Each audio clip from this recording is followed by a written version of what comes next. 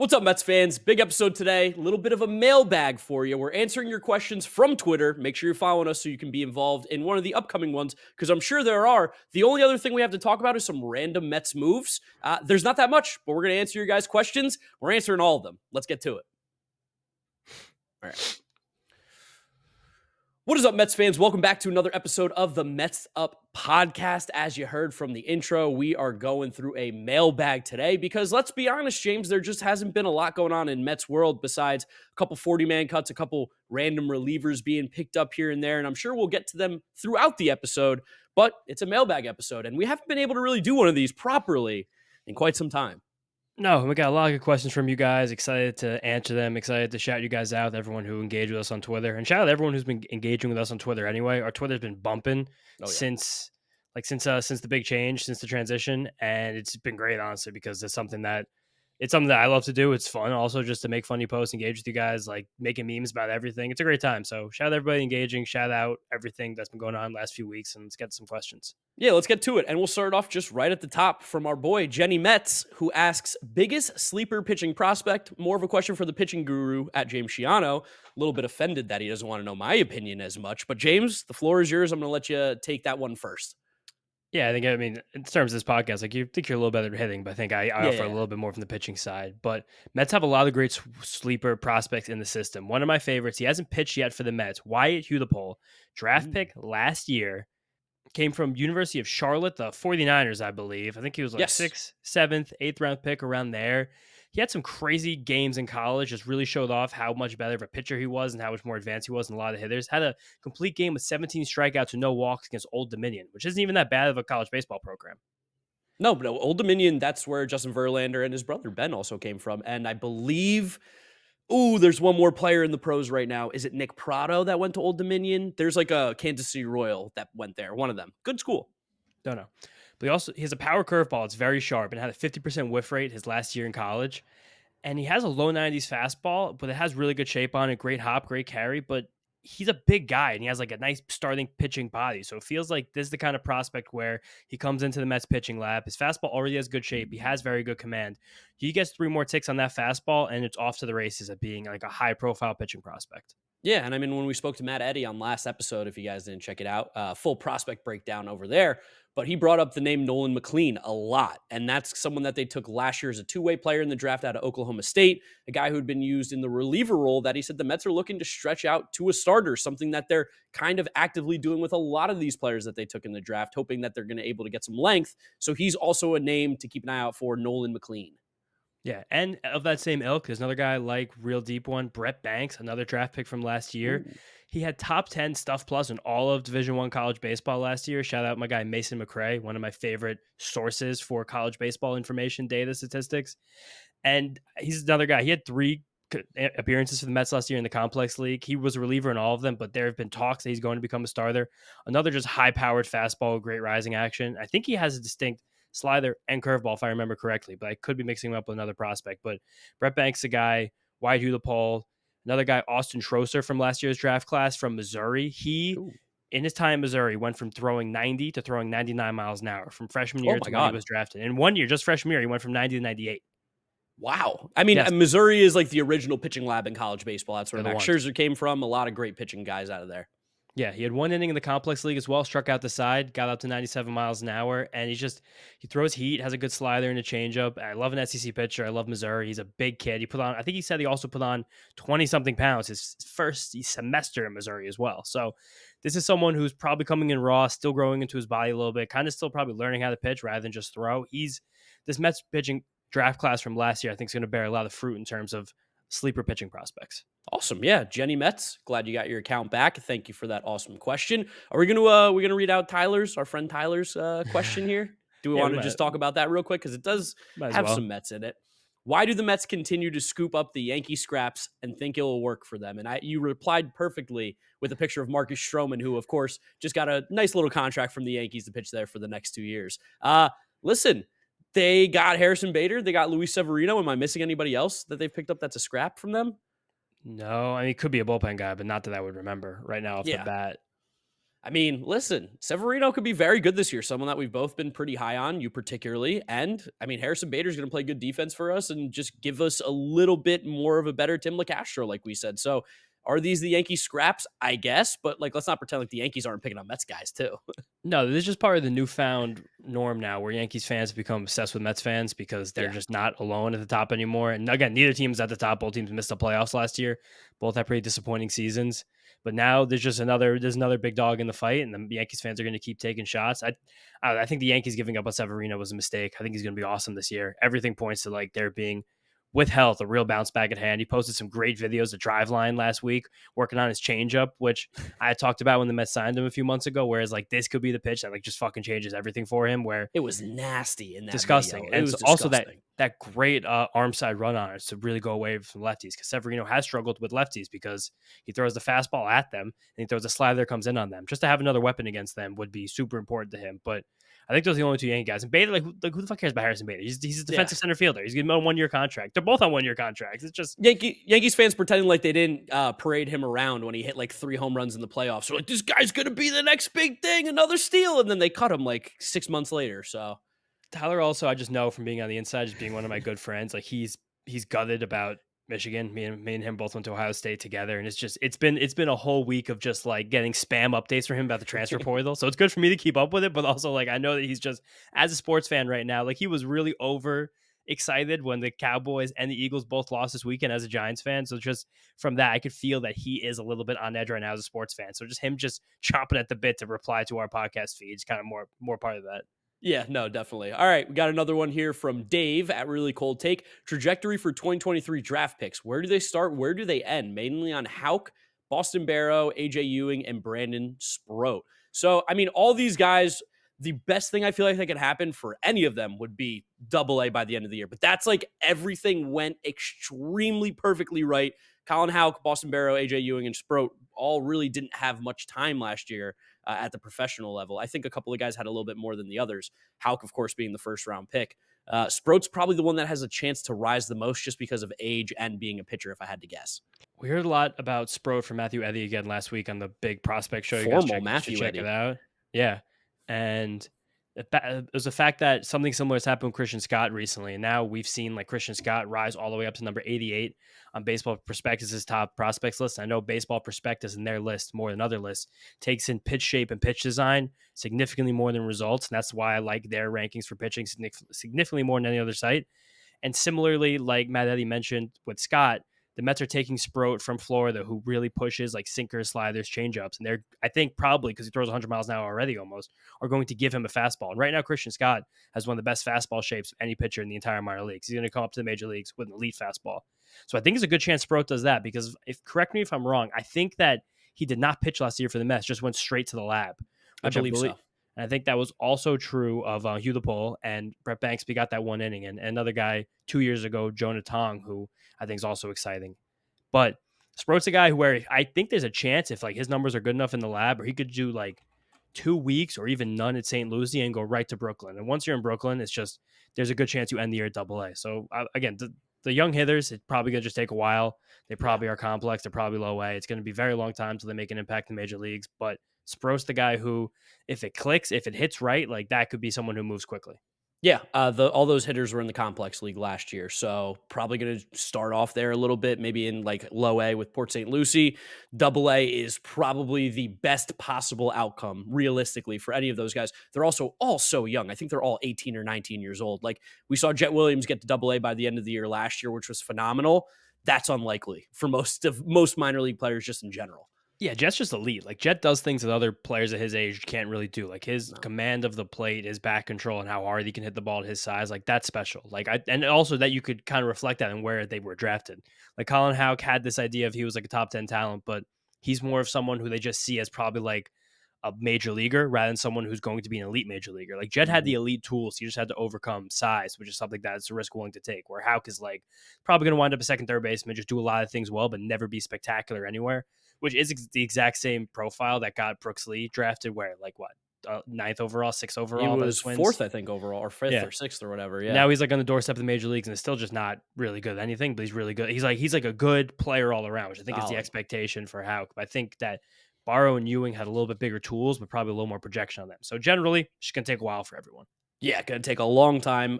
Speaking of taking a long time, the international prospects all signed actually on my birthday, January 15th. So we got to see some big names there. And this next question from Connor Ray comes in and he says, thoughts on the Vladdy signing? And of course, when he's saying Vladdy, he's talking about Vlad Guerrero Sr.'s son, Vladdy Miguel Guerrero, I believe is his name, 16 or 17-year-old that the Mets signed as an international prospect. He plays the outfield with a left-handed swing, right-handed thrower. He says, is there a chance he's as good as his father or brother, or is it just the last name giving him more hype than deserved? Listen, there's always a chance, but we're talking about 16, 17-year-old. These are boys. They're not even men. They're still boys. They're still growing. There's still things that are changing. I mean, think about what we were doing as 16 or 17-year-olds and where we're looking at. Did you even have a beard at 16 or 17 yet? That was like the first time I actually did have one, because you remember Hurricane Irene, the first hurricane. Oh no, it was Sandy. It was Hurricane Sandy. My house lost power for almost a month. So and we had, a month? I don't think we didn't have hot water for like a week or two. No. What the hell? How'd you lose it for a month? 3 weeks. We lost a lot of power. We weren't in school for almost a month. Really? Am I forgetting this? Yeah, I don't know. What were you doing then?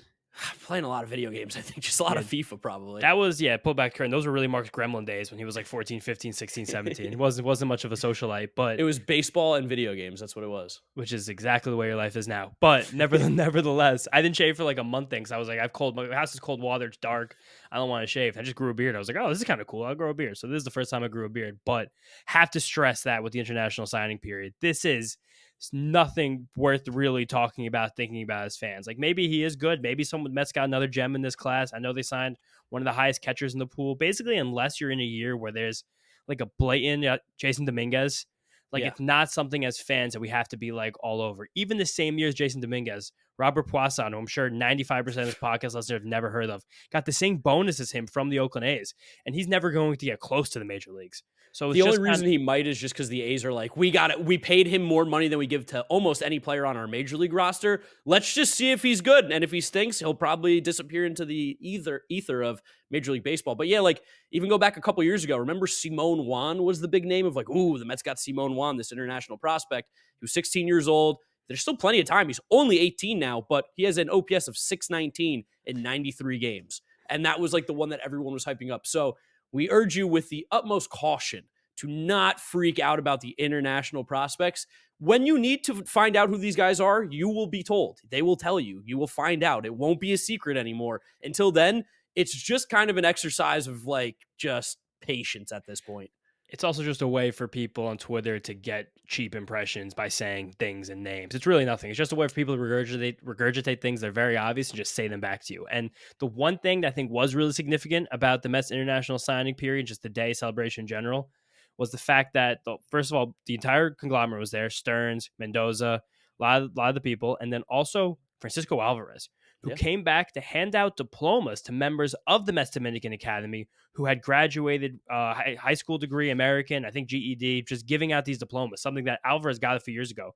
And there was a word going around from Andy Martino that the Mets have graduated the most people, giving them the most diplomas of any Dominican Academy recently. Whoa. And we know the money that's gone into this Dominican Academy over the last few years and how relevant that is for building a pipeline of major league talent. And someone like Alvarez, who is the best case scenario, basically, of what can happen. Well, again, not the best case scenario because he is not Ronald Acuna, he's not Julio Rodriguez, but basically the best case scenario of signing a child and turning them into a professional baseball player who is also a man who stands by his team and is building himself into being a good leader. And that's like something for these, again, children to see when they're here in the Mets Academy, and they can look to Alvarez and be like, this is our guy. Like, this is a serious thing. I know that Juan Soto was also famous for doing this back in the day, going back to the Nationals Academy when he was still like 21, similar to Alvarez right now. And Christopher Morel also just did this for the Cubs this past week as well. So I think that's the most significant part about this, is that Francisco Alvarez is displaying true leadership qualities and giving all of these, for the last time, children someone to look up to as they move through the Mets Academy. Yeah, 1,000%. That's probably the most we'll talk about these international prospects for you guys. So sorry if you wanted to hear more. We're just not going to be one of those podcasts that like lies to you and tells you like, this guy's going to be great. And then you don't hear about him ever because he's 16 years old. 16 years old. Keep that in mind. And if you're not 16 years old when you're getting signed, chances are you're probably not that good. So we'll move on to the next question here. This one comes from Wolfie.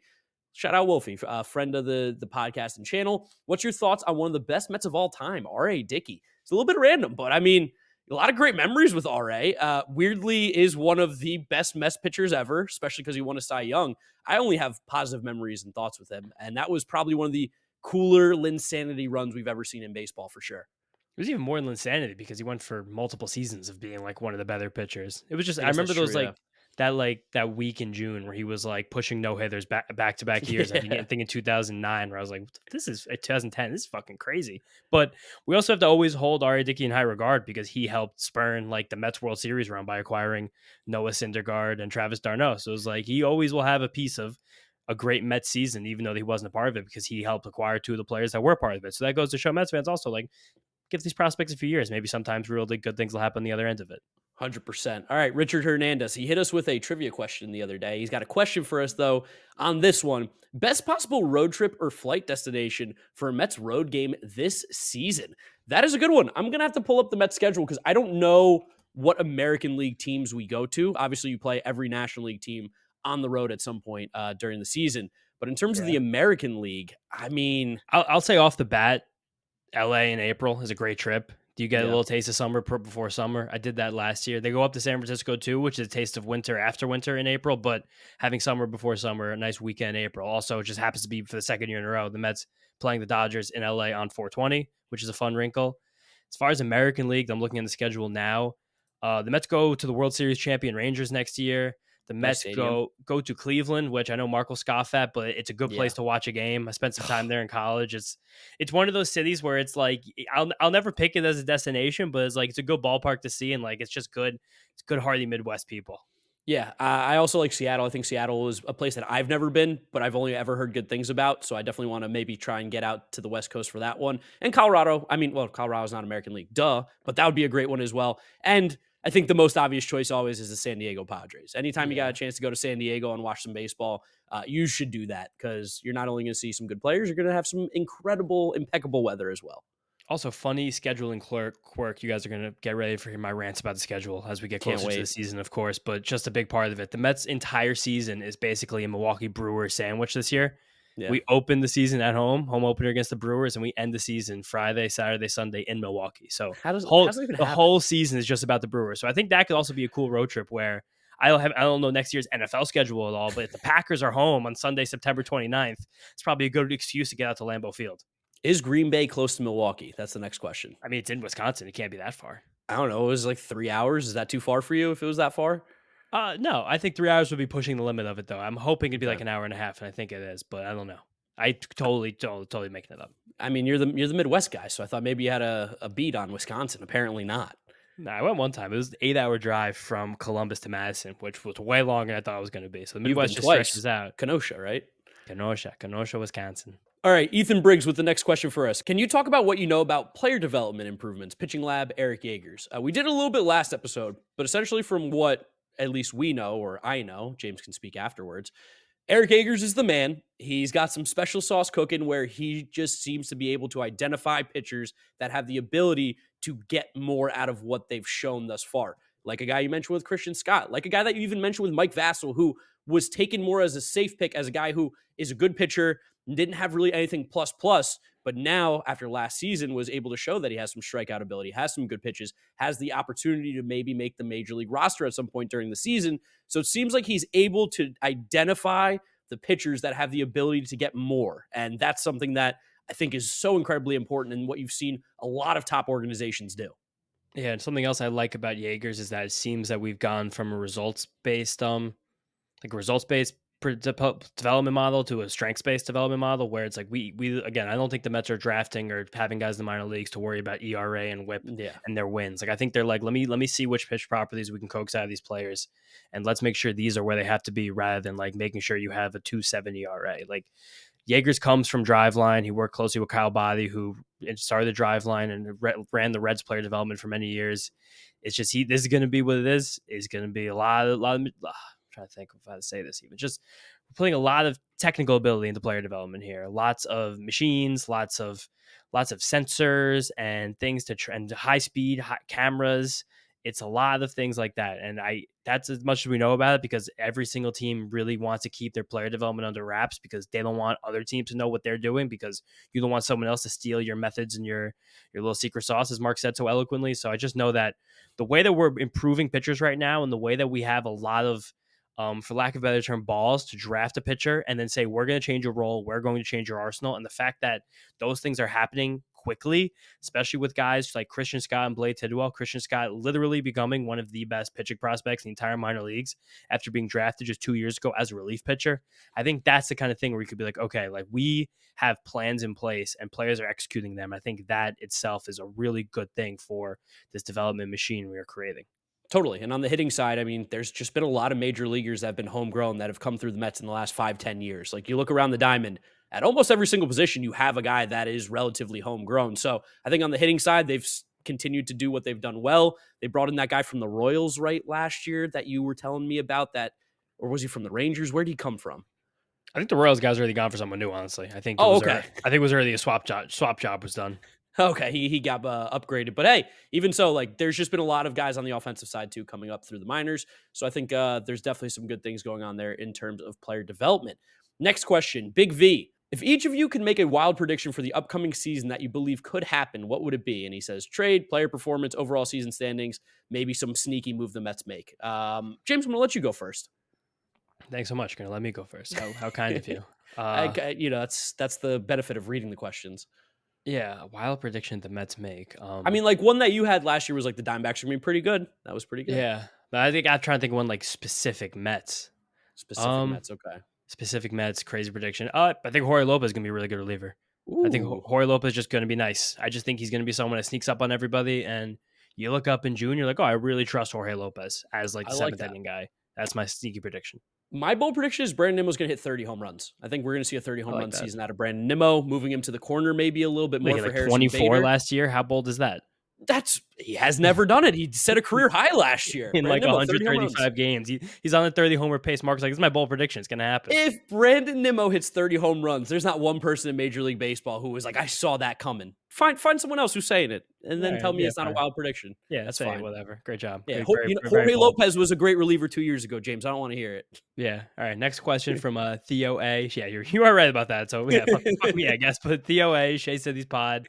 Another one specifically for me, but I want Mark to answer it too. But I think he also answered the question in the question for us. The best pitch for any Mets pitcher. And he said, so like the Diaz slider or the Senga forkball. I think that's it. I think you nailed it. 1 and 2 right there. Senga's forkball last year, third best whiff rate of any pitch in baseball. I think second best soft contact rate. It gave up 1 home run the whole year, and it was like in the last month of the season. It's disgusting. There's no pitch like it in baseball. It's the significant reason why he's as good as he was. Yeah, it has nothing to do with Edwin Diaz's slider being bad. It has everything to do with Senga's forkball being arguably the most unique pitch in all of baseball right now. Definitely the choice there. Next up, we got Yoshima. Professor Yoshima, big Mets fan. He's always around. Who will be the biggest breakout in 2024? For fun, do one offensive and one pitcher. Offensive. I'm just going to say it till it's wrong. Should we say it at the same time? Yeah, Brett Baty. Brett Baty's going to be Brett Baty. Brett Baty's going to have a good year. If he doesn't have a good year, then you guys can all be like, we told you so. But the elite prospect who has good bat-to-ball skills, great exit velocities, and good makeup that was a first-round pick and dominated every level of the minors, I think he's still going to be good, even though he only has 400 plate appearances in the major leagues of being bad. So that's my pick, Brett Baty. Yeah, Brett Baty definitely on the offensive side. There's also, truthfully, not many guys you can actually pick to break out because the Mets roster is full of a lot of veterans. So there's not really much of a offensive breakout. On the pitching side, I know who you're going to go with. So I'm going to go with someone else. I'm going to go with Jose Butto. I think Jose Butto just cements himself as like a starting pitcher in Major League Baseball. Breakout maybe is a little bit bold because what is a breakout for a guy who's probably going to have like a 4.5 ERA maybe on the year. But I think just him becoming a real major leaguer and probably being a part of this rotation for the next couple of years feels like something that's going to happen. Damn, I was going to say Butto, so I'll pull back on that and just say my guy Christian Scott. That's what I thought you were going. Yeah, I'll do. I think Christian Scott can come to the major league this year and really shock people about that he's as ready as he is. I still don't know if he's going to come up as a traditional starter, just because the Brewers took a while for them to ease guys into starting when they came up. Peralta, Burns, Woodruff, even Aaron Ashby, Stills. He's easing his way into starting 3 years later, but Christian Scott's awesome. He's so good. I'm all over him right now. All right, then. Next question, JSF Nation. If you had to pick one pitcher and one position player / DH for the Mets to sign, who would it be? Mark. Okay, so position player is going to be Jorge Soler. I think here's the philosophical question. Is he a position player? He doesn't play a position. He said DH as well. DH was part of it. Yes, DH was part of it. That's why I snuck him in there. It's definitely Jorge Soler. He is probably one of the best bats available. I can't think of the other ones right now off the top of my head, but I'm going to go with Jorge Soler. He's just really good, and I think he would bring just that extra needed power that the Mets could use outside of Pete Alonso and Francisco Lindor right now. And then in terms of the pitching side, who am I going to want on the pitching side here that's not completely boring? Yeah, ugh. I have two answers. One pint, one like fake one real one. Fake one's just Blake Snell. Like Blake Snell's just a really good pitcher. And I think I don't know what's going to happen to him. I don't know where he's going to sign. It's January 16th. There's not even half a rumor. We've even got on it with over the weekend, just pretending that the Mets had a chance to sign Blake Snell. Got a nice tweet with some nice engagement, but all those rumors seem totally fake. I don't know who's going to sign him. I don't know when. I don't know where. I don't even know why. I don't even know who's going to ask, but it's bizarre. And then another pitcher, Ryan Stanek. Ryan Stanek's awesome. Stuff's crazy. Throws 100 with a splitter and a slider. Yeah, that has to be the guy. I know what pitcher I want. I want Brandon Woodruff. He's still available, and I'd love to sign him to a 2-year deal where you completely pay him to be hurt for a year, and then the next season he's good. So I'm going to go Brandon Woodruff. That's the one I'm interested in right now. Bring back the Stearns connection there. There's not a lot of great pitching left, to be honest. No, I mean, it's not a lot. It's a lot of anything left besides Soler, Snell, and Bellinger. It's bizarre free agency period. It's just weird. Super, super weird. Another one from Ethan Briggs, doubling up on us. You guys can answer this many times you want to going forward. Whenever we mailbag, if you have 7 questions, just type all 7 in. We love it. We don't care. And we'll probably read them if they're good questions. How would you judge Billy Epler's tenure? How much was he actually in charge? Which is a hilarious way the question. That's good credit to us to think we would actually know, because we don't. And then what on earth happened with the sketchy firing quitting? Also, really nice of you to think that we know the answer to that question too. I don't know. I think Billy Epler's tenure is like one of, if you probably would judge it differently based on your expectations of the guy who architected the Anaheim Angels, where it's like there were a lot of good things that happened, also a lot of things that were like, and then the end of it was like, but then like all the prospects we got last year wound up looking like pretty good. So I'll give him a solid B-, and then I think it was also as good as I possibly could have expected the day he got hired, B-. Yeah, definitely had way lower expectations for him coming in. I genuinely thought he was a stupid person. Like what he did with the Angels was concerning, and you're like, oh, this we hired this guy? Like this is not going to be good. He made those big moves, like you said. The prospect thing at the end, I think, was really savvy, and that probably saved him a little bit in what was a disastrous 2023 season. But overall, I mean, he probably is going to get a worse rep than he actually deserved for his time with the Mets. And I don't know, the firing at the end, there's a new president of baseball operations. Like at the end of the day, whatever was going on with that stuff that was going on in the news with him about if he was, what was it, interfering or I think it was service time manipulation or something. I don't know. Whatever it was. Allegedly, we're not on the record. Seemed like a great reason for him to just walk away from an organization that he's no longer in charge of. So I think that's really what ended up happening. Yeah, sometimes in life you have to look at timing and like realize context and be like, okay, whatever. I'm not going to think about this anymore. No, Billy Epler will be fine. He's going to get another job in baseball somewhere for sure. Okay. Yeah. Young MB _2_. That's an interesting username, I got to say. Favorite Mets team that you grew up with, I'm assuming. Could also answer which Mets team do you think was the best in the last 24 years? So, I mean, I think those are the same answer. I think the best team and my favorite team was 2006. It's also funny to think about because like it's fucked up. Mets fans don't want to hear it, but like I think the 2017 was probably better than 2016. Yeah. Just because it had Johan Santana on it. And I think that is incredibly relevant. A team that probably could have gone all the way, just they're really good.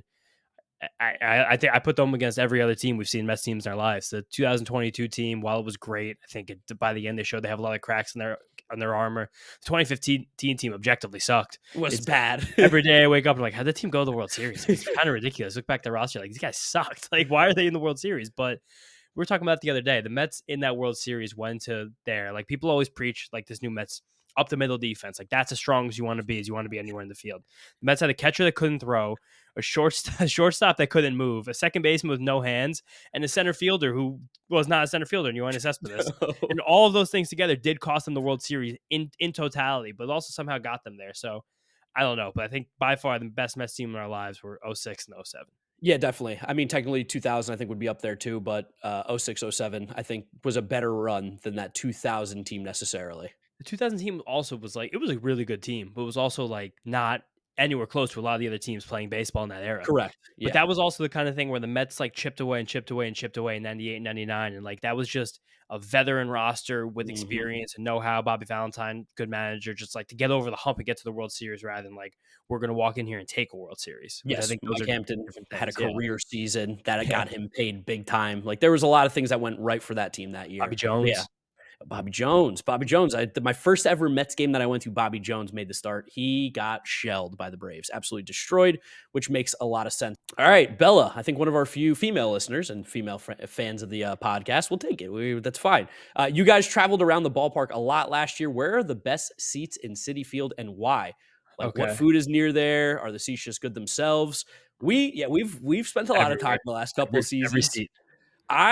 I mean, the best seat's obviously always going to be like behind home plate, but I think when you're asking that question, it's always about like value and what's like a really just good place to be. I really think those 300s are like some of the Yeah. better seats where you're above like all the chaos and all the noise. You get the access to the Piazza Club, which is nice, especially like if you just like want some AC on a hot day or you want to use like a genuinely clean bathroom that isn't the one that's like for everyone around. A lot of good food options around there, really good view. Like there's nothing ever blocking you whatsoever. And if there is rain, you are covered. So I'm just going to go the 300s behind home plate from like third base to first base. Yeah, I'm with you on there. And just to give a different answer, the area in right field, I think, has the best combination of accessible bathroom, many food options, and like also just being a value. It's not like the best view, but like once you go underneath the overhang, it's not that good of a view anymore. But when you're on the line still, like where we sit every single year for Ernie's birthday, Yes. that's a good view of everything. And again, right behind you, you have the World's Fair Market where you have burrito bowls and sushi and all gluten free stuff, and you have the rice balls over there with Arancini Arancini Bros. Bros. Arancini Bros. You have the lobster roll right there. A lot of people love, and you right there. You also have Sweet Chick, which is a good addition to the ballpark. So you have a lot of stuff right there. There's multiple places to get beer. There is a bathroom right there, male and female. You're close to the bridge to do all that fun stuff and get the center field if you want to take a break over there. I like being over there. We spent a lot of time in that corner last year. Yeah, specifically in the Arancini Bros corner. We a Yeah. lot at that table, as we know. Shout out the Arancini Bros table family as well. Shout out some other you guys because we've answered kind of your questions already. Brandon Lux, who talks a lot, favorite Mets prospect. We talked about prospects a lot last week, so changed it up a little bit. Jack Bennett, pitching development. We talked a lot about that already. Damier, you're the guy, but we talked about Christian Scott already too. So keep moving on. This is a fun one for Mark. I want to know here this one. Bell at Bell CT613. Nice rhyme. I love Francisco Alvarez, but the comparisons between him and Gary Sanchez are terrifying. To reassure fans, is there anything that supports that Alvarez can be a better hitter, especially OBP wise, than Sanchez is? What kind of progression do you realistically expect from him? Mark? Don't make me say it. I mean, Because I know they're shockingly similar, like yeah, concerningly similar. Yeah, I'm just gonna say because he's got more dog than Gary. I feel like if there's anything that Gary Sanchez did lack ever, it seemed like he just kind of was good at baseball and didn't maybe work to improve when things got tough. It seems like Alvarez is someone who is not content with being as good as he is right now. We saw how much he improved defensively. We saw how hard he was working with Glenn Sherlock. We know how much the pitchers loved throwing to him. Max Scherzer and Verlander spoke just amazingly about throwing to Francisco Alvarez, which has got to be so awesome for a 21-year-old to hear. It seems to me that maybe the difference between the two, because there are so many similarities, could be the fact that I think Alvarez will not allow himself to get worse. I think he's a guy who's just addicted to getting better. yeah, and something else about Sanchez. The years he really started coming on, he was significantly older, and Alvarez already was as a player. Sanchez, the first time he got like a cup of coffee in the major leagues, 2016, where he went crazy, he was already 23. And 24, the by far best year of his career, he was 24 years old, 2017. So that kind of development, that kind of progression, the fact that Alvarez has done it younger than Sanchez is significant. The fact that, and again, this is kind of a cop out, but the fact that Alvarez was just always considered a bit of a better prospect, always had a little bit better physical tools, always had a little better standings with the scouts. And then to echo what Mark said, the fact that, again, he is doing leadership things where he's going down to the DR and handing out diplomas. Like he's involved with everything. The It best seems is like, tattooed on his neck. yeah, like it's a weird answer. I mean, because also like It's not impossible. I'm not gonna lie to No. you guys and say it's impossible. Like Alvarez has a lot of flaws in his game offensively. Like he takes hacks. Like his OPPs might suffer. Like he's probably never gonna hit for a high average unless something crazy happens. Like Gary Sanchez was doing those first few years when he was hitting everything. Sanchez then it was a different game. It was 8 years ago now, but he was striking out even less than Alvarez was last year as first year in the pros. Again, different age, different context, different team, different ballpark, different situation. But it's not impossible. Even a guy like Cal Raleigh, like it took him like 4 years of playing in the major leagues to kind of hit his next stage. Like Jonah catcher, Heim. yeah, catchers develop slowly. Like I don't even catchers like 26, 27, 28 is kind of when you come into your own. The fact that we have this signal on Alvarez, a 21-year-old, which we said ad nauseum last year, is important just for that reason. The fact that he's already doing things at 21 that usually guys don't do till they're 24, 25, 26. Sanchez doing it 23, 24. That's why people thought he was elite. Then it just stopped. It could always just stop. There's so many factors on the field, off the field that contribute to players' development. But I can't tell you it's impossible. And I am worried about his OBP long term. But I still think he just has so many things off. And Matty talked about this too. Like he has a nature to him that like other baseball players don't have. I think that's really, really relevant. I mean, he's a baseball rat in the good sense, because I know we have the bad rats like Jose Alvarado and Ender Inciarte, but he's a baseball rat in the sense it just seems like if he's not playing baseball or working out, he's sleeping. Like he doesn't really do anything else besides that. And to be fair, unfair to Gary Sanchez, didn't keep close tabs on him like I do with Francisco Alvarez now, but it just they don't feel the same makeup wise. Play wise, totally see the similarities though, and that could scare some people. Another player, another young guy here, question from All Hail David Stearns. Love that name on Twitter, by the way. How long do the Mets give Vientos to prove himself with the bat this season before they make a definitive yes or no decision with his future with the club? My take is that Mark Vientos does not open the team with the Major League club. I think he starts the year in AAA, and I think they're hoping for a hot start and to trade him. I think that they almost have plans of never seeing him play for the Mets again. Yeah, this is a situation of our hive mind working here because I was about to give the bold take. I don't even think he's on the Mets roster opening day. Whoa. He to me smells like one of those like end of spring training trades where you two teams just trade guys who kind of need a fresh start, who different fit. Like this is going to sound funny, but because I still think Mark Vientos has significant potential with the bat. He's still projected to be a better than league average hitter, but the power is legit. Yeah, totally legit. And he's just this is the kind of guy this is going to be funny. This might be a little mean, but he's the exact kind of guy the Mets used to trade for, where it's like there's no obvious fit, but you have a little bit of potential. You can't play a position. You're a little bit one-dimensional, and that's kind of it, where that's just not the way David Stearns has built his baseball teams in the past, and there's enough guys around this Mets roster that do something similar without having any kind of value in the field to where it's like if there's something that can be done to make this team better and it's not Mark Vientos, I think I could see it happening. Yeah, and I think that's the big thing too is there really is no incentive to trade him right now. There's no reason to have to trade him. It's just that if they can move him to make this team better right now or in the near future, it might just have more value than Mark Vientos could possibly ever have with this New York Mets team. And bottom line, it's like weird roster manipulation shit, but you gotta sometimes like build a bench in your mind because you have to think about what these teams are thinking about on a game by game basis. He's just a right-handed hitter without a position. So like you lose platoon value, you don't have defensive value. Like you have to hit the piss out of the ball to have some real value. Like he has to go to spring training and hit 6 home runs probably to make the team, just because not that he's not major league ready himself, but more like the fact that his strengths and weaknesses as a baseball player don't really benefit this roster so much the way it's constructed. No, he's replaceable right now. That's kind of, he has to make himself unreplaceable. Is that the right word? Unreplaceable? Irreplaceable is what I was trying to say. Beyonce. Yeah, I should have got that one right. But yeah, I think we're probably harsh on Vientos, and I know that a lot of people have a lot of high hopes for him. I was disappointed in what I did see because it's just, there was so much hype with every single person tweeting out how many AAA home runs he hit last year. But just goes to show you it also doesn't really matter at all. No, not at all. Keep moving on here. Some more questions. This one from the Brunson Burner, which is another good name. Who had the best one-game performance for a Met last year? Man. There was that game Francisco Lindor had in September.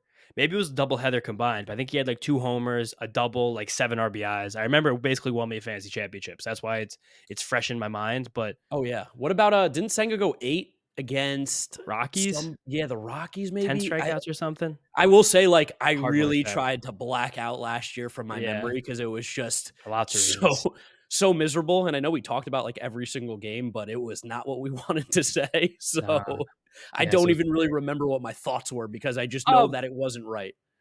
Best single game performance from Met was probably the DJ Stewart day. Literally the day that we interviewed him, and he hit 2 home runs and made a game-saving catch in right field. I think that was the one. So we're gonna take him to the bank. Alvarez home run too in Arizona was a big one. He had a big game. He had the couple home runs in Cincinnati as well. Pete had the game-winning home run against the Rays, right? Was it against the Rays? That was fun times. That was a big one. Oh man, when we thought we were back in the playoff race, that hurts. Yeah, and then he said, "Let's fucking go Mets." And Buck said, "We don't talk like that in this team." So well, he didn't just say that. He went to Michael Kay and cried to him because Buck Showalter's a Yankee at heart.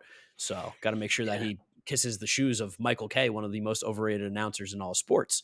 All right, let's move on here. A couple more here because we're going long now. We're just talking about nonsense. But Nick, our friend Nick Hawal, what ballpark food would you consider to be animal if you saw someone eating it? I mean, we always talked with Vito and John about the people who eat the ballpark nachos out of the helmet and then they clean out the helmet inside the bathroom and then they wear it on their head afterwards. That's like the pure sign of animal. And honestly, if you do that, I'm sorry that we're calling you that right now, but you need to know that's not okay. Yeah, I think that's the only other thing in the ballpark that's like, oh, there's one other thing actually I think in the ballpark that's animal, and that's that's the burger that's covered in cheese. Oh yeah, that's the one. That thing's insane. If your body and your digestive system can handle that, like shout out to you, kudos. Like you got a wood chipper in there. Like I respect you a lot. But if I see someone eating that, just their cheese on their wrists, I'm out.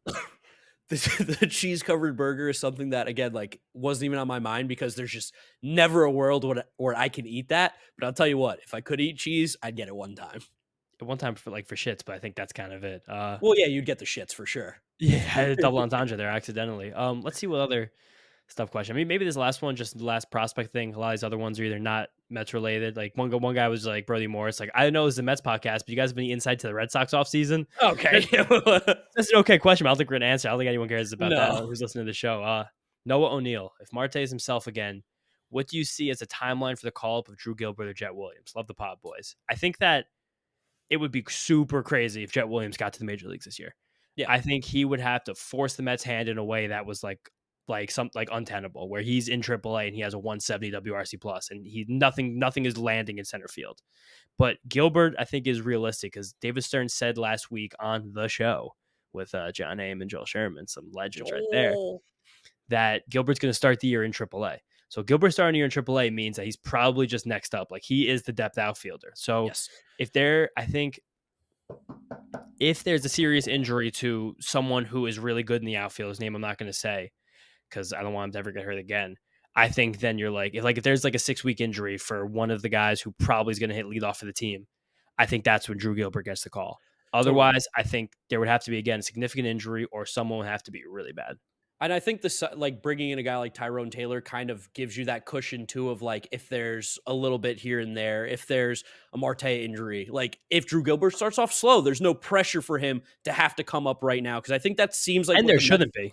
Yeah. I think that's what the Mets are really trying to prioritize. It seems like with all their prospects right now is we don't want any pressure on these guys when they come up because we saw Brett Beatty feel the pressure. It definitely affected his play. I think Ronnie Mauricio even felt the pressure a little bit towards the end of last year because if you look at his numbers, guys, Ronnie Mauricio did not play well last year. He just did like some fun things, but relatively speaking, he did struggle, which makes sense. Like his game has holes as well.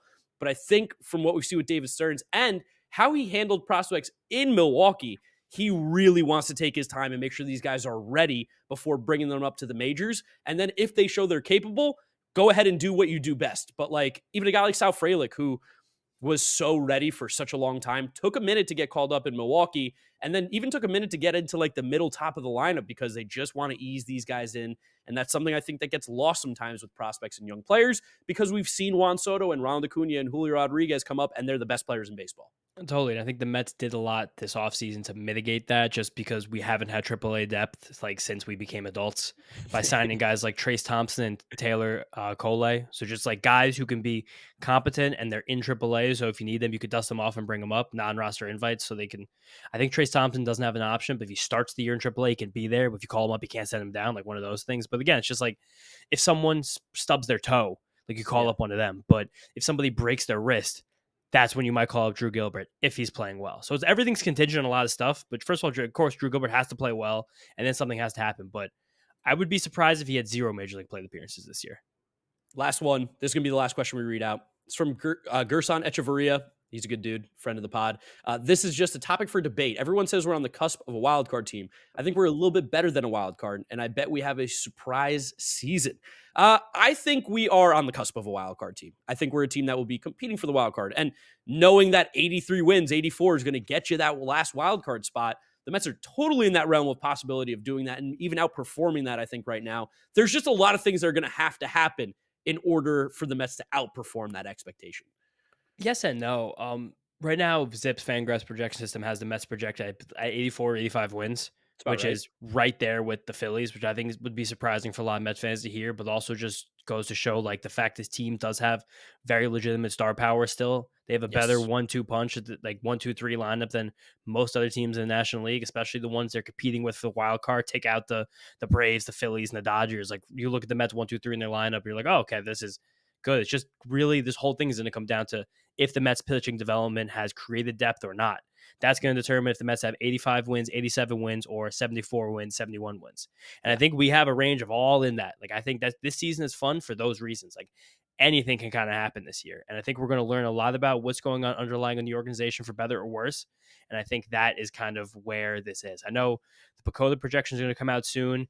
I know Vegas is coming out with the total soon, next couple of weeks, which is going to be really fun. We're definitely going to talk a lot of gambling stuff with you guys in this podcast this year because that's something we weren't able to do before. And we're excited to break down futures and talk about stuff like that, little in-game shit. But I think that, again, the Mets range of outcomes this year, like truthfully 70 to 90 in my head for wins. And it just really depends on guys like, weirdly, like Luis Severino, Jose Budo, David Peterson, Christian Scott, like Jorge Lopez, like not really names that you ever expect like the season to hinge on, but those are kind of the guys it does hinge on.